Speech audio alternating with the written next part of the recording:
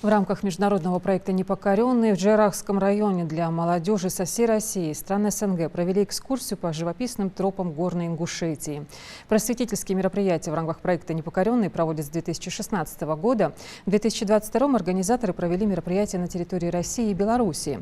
В этом году маршрут выстроен так, чтобы каждый участник смог убедиться, как на юге страны и Северном Кавказе гармонично соседствуют представители различных вероисповеданий и национальностей с абсолютно разными традициями, ставших бок о бок на защиту Родины в 1941-м.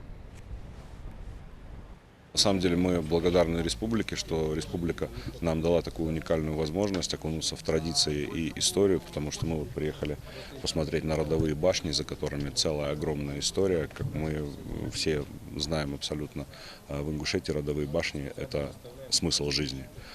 Для нас экскурсоводы сегодня как раз раскрывают смысл того, что такое семья, что такое сохранение культурных ценностей, что такое верность своей отчизне. И говорят об этом не только в контексте Великой Отечественной войны, но и в контексте в целом республики и ингушского народа. Так, около 150 участников проекта из 8 стран СНГ и 50 регионов России, а также ребята из вновь освобожденных субъектов страны, оказались в древнейшем поселении Гикал, на территории которого имеется множество культурных объектов древней и средневековой ингушской архитектуры. Я из города Донецка, Республика ДНР. Мне исполняется 16 лет.